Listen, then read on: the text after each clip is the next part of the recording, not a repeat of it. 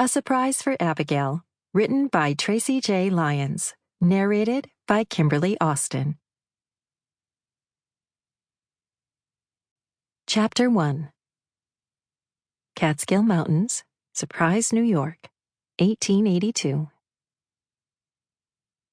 Is he dead? I don't know. Poke him and see if he moves. Cole Stanton lay on his back with one arm flung out to the side and the other laying across his forehead, shielding his eyes from the blinding daylight. Painfully, he raised one eyelid, catching a glimpse of two boys, one with dark curly hair, the other a freckle-faced blonde, standing outside his jail cell. Even that small movement proved to be too much. He snapped his eyes shut, listening as two sets of feet shuffled around the room. Whatever instrument of torture the boys had found to poke him with scraped against the metal bars of his jail cell. The noise was deafening, and he was sure his eardrums were going to break. He held his breath, waiting for the jab. He felt a sharp stab to his rib cage and rolled off the cot onto the floor, landing on his back.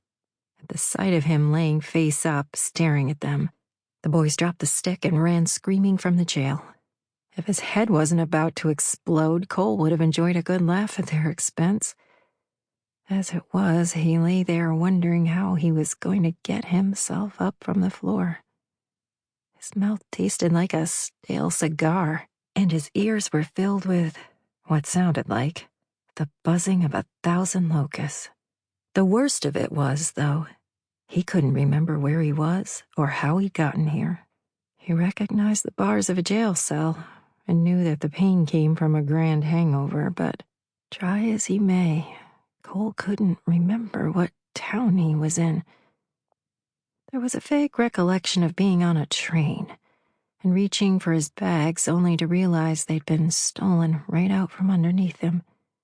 Literally. When he'd boarded the train, he'd tucked the travel bag under his seat for safekeeping. Now he was thankful that he'd had the sense to leave most of his life savings in the bank, because the thief would have stolen that too. Hearing the door to the sheriff's office open, he winced, the pain in his head moving behind his eyes. Groaning, he hoped whoever it was walking through the door was coming to put him out of his misery, or bringing him some water. Damn, he sure was thirsty. The sheriff will be along in a minute. Cole squinted up through a blurry haze at the man leaning against the bars. Unruly brown hair framed a thin face, and light brown eyes peered at him from beneath a set of thick, bushy eyebrows. Dressed in dark pants. Sample complete. Ready to continue?